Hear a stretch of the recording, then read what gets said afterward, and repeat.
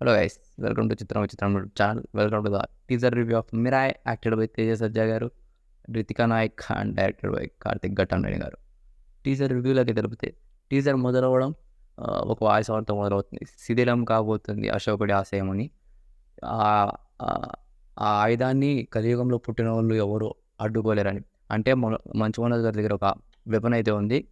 ఆ వెపన్‌ని అడ్డుకునే వాళ్ళు ఈ కలియుగంలో అయితే ఎవరు పుట్టలేదనేసి మనకు క్లారిటీ ఇచ్చారనమాట. మధ్యలో జగపతి బాబు గారి విజువల్స్ కానివ్వండి, కొంతమంది విజువల్స్ చాలా బాగున్నాయి. ఆ గెటప్ కూడా చాలా బాగుంది.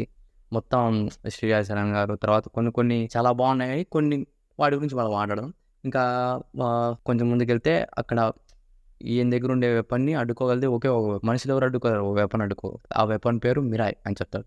మిరాయ్ అనేది తేజ సజ్జా గారికి దొరుకుతుంది. తేజ సజ్జా గారికి దొరికిన తర్వాత దాని తర్వాత ఎలా ఉంటది విజువల్స్ అనేది కొన్ని చూపిచ్చారు.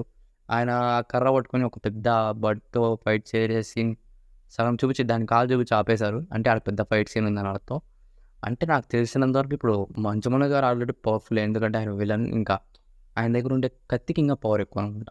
అంటే ఇప్పుడు ఆ శాండ్ పార్టికల్స్ అనేవి బయటకొచ్చి లోపలికి పోతున్నాయని చాలా చూపించారు. అదేంటో మరి చూడాలి.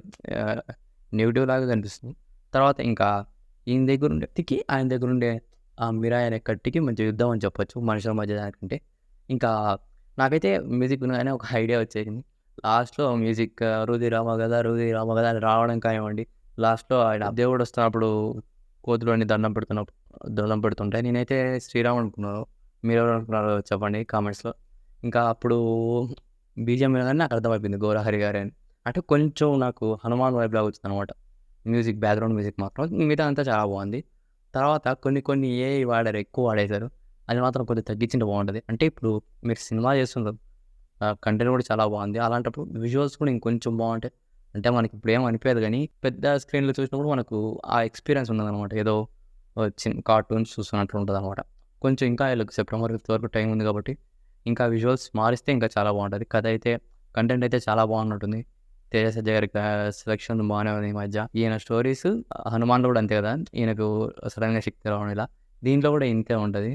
ఆ కత్తి దొరకడం వల్ల ఈయనకు పవర్‌ఫుల్ అయిపోవడం. కానీ ఒక మాటలో చెప్పాలంటే ఆయన దగ్గర ఉండే కత్తికి, ఈయన దగ్గర ఉండే ఈ కత్తికి మధ్య యుద్ధం అనమాట.